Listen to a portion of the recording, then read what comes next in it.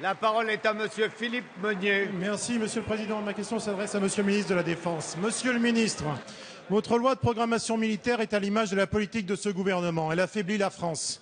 Au cours des auditions de la Commission de la Défense, nous avons pu mesurer à quel point la révision du format que vous imposez à nos armées impactera nos capacités de défense. Après les années calamiteuses de la gauche plurielle, il a fallu 10 ans à Jacques Chirac et à Nicolas Sarkozy pour redonner à notre pays sa capacité d'intervention sur les différents théâtres d'opérations extérieures.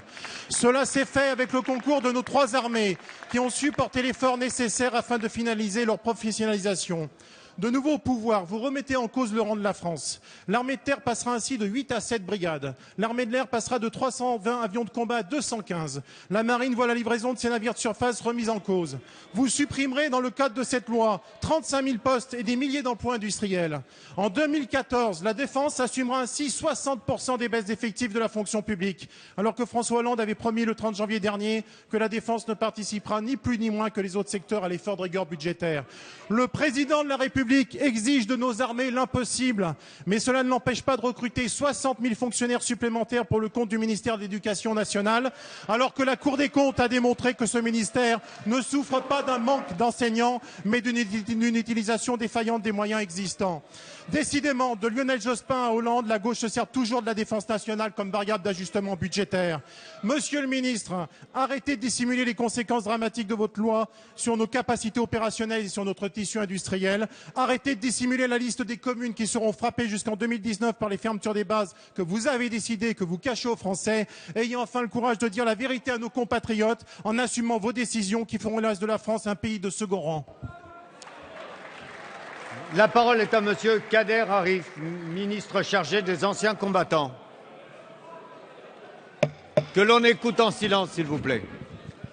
Monsieur le Président, Mesdames et Messieurs les députés, Monsieur le député Meunier, comme le prévoit le livre blanc de 2013, le ministère de la Défense devra réduire, vous venez de l'évoquer, ses effectifs d'environ 34 000 hommes entre 2014 et 2019, dont 10 000, faut-il le rappeler, au titre de la précédente LPM.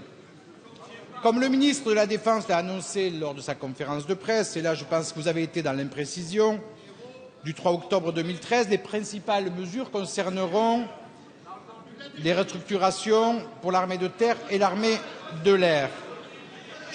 Le gouvernement est pleinement conscient de l'impact de ces restructurations, compte tenu de l'implantation souvent ancienne des unités militaires. S'il vous plaît, non, pas comme ça. Non, vous avez envie d'écouter une réponse, mais vous pouvez toujours.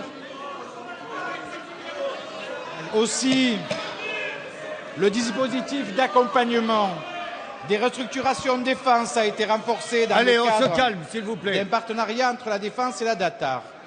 Les préfets de département concernés ont été mandatés par Monsieur le Premier ministre pour piloter l'élaboration des contrats de redynamisation du site défense.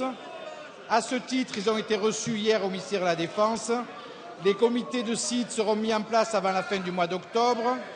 Un dispositif de cession à l'euro symbolique de certaines emprises libérées par la défense sera reconduit pour les collectivités les plus fortement affectées. Allez, on écoute la réponse. Un dispositif de prêt participatif au bénéfice des PME est mis en place dans le cadre de la banque publique. Un ensemble de mesures financières et fiscales est également prévu.